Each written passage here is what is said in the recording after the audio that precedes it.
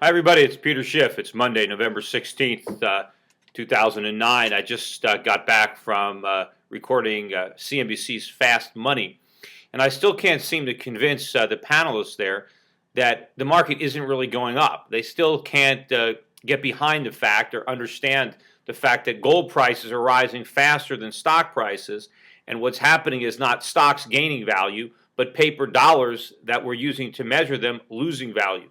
Gold was up over $20 an ounce today, a new record high. Silver surged by more than $1, 5% in one day. It's over $18 an ounce. Yeah, the Dow was up 130 or 140, but in real purchasing power, as measured by gold, the Dow lost value. People can buy fewer ounces of gold with their stocks than they could yesterday. People have to understand, investors in particular have to understand how inflation creates this illusion and how people can actually be growing poorer even as their brokerage accounts are rising.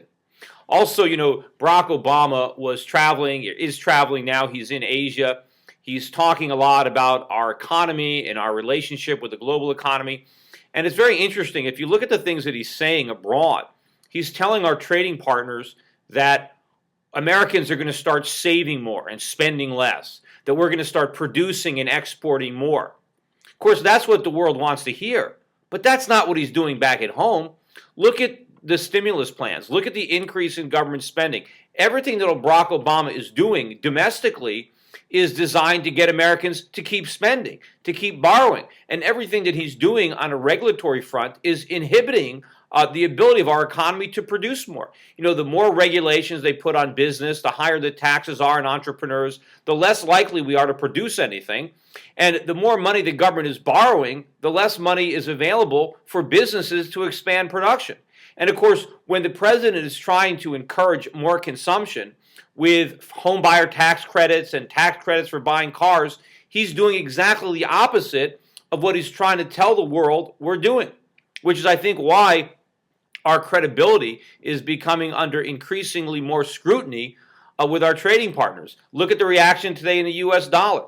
The U.S. dollar hit a new low for the year. The dollar index made a new 52-week low. We closed below the 75 handle, I believe, for the first time this year. And, look out below. It looks very scary for the dollar. And, also with Barack Obama in his trips to China, he's also trying to encourage the Chinese to spend more of their own money and to let their currency, the RMB or the yuan, whatever you want to refer to it by, appreciate in value. But at the same time, he is hoping that the Chinese, and he's trying to encourage the Chinese to keep buying all the treasuries that we're issuing so that we can keep funding all the stimulus and the healthcare plan that he's got. Well, maybe it hasn't dawned on Barack Obama, but the Chinese, they're not magicians, right? They can't spend and save the same money simultaneously. It's one or the other. Either the Chinese spend their own money or they lend it to us so we can spend it. But if the Chinese want to spend it themselves, they can't buy all our treasuries. And so the dollar is going to have to fall. Our interest rates are going to have to rise. And our economy is going to have to fall back into recession.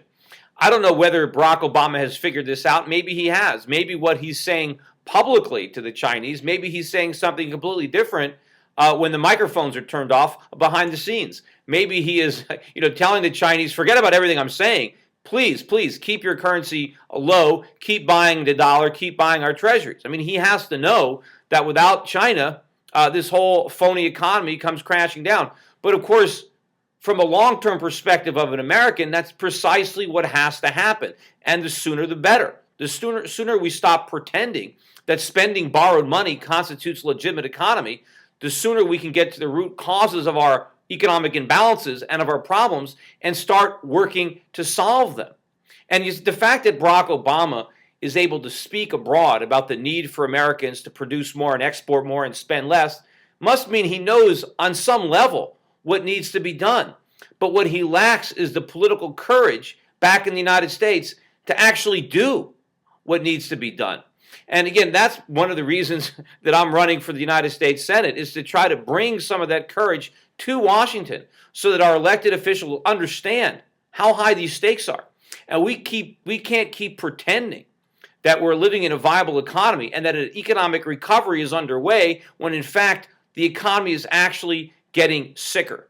On that note, I know that we're holding today, I mentioned last week, a make-up money bomb for the fact that the money bomb that an organization put together last week got disrupted by cyber saboteurs who hacked into our website with this denial of service attack and kept the website down most of the day. It seems like we've got it under control now, and so we're running today kind of a rain check, make-up money bomb for the people who wanted to donate but who couldn't donate, and also for the people who might have already donated, just to show these guys that, if you try to screw with us, that we're going to come back even stronger, and why not donate a little bit more money to show whoever was behind the sabotage that, it's backfired, because now we're getting even more money into the campaign, and maybe they'll think twice about doing it again.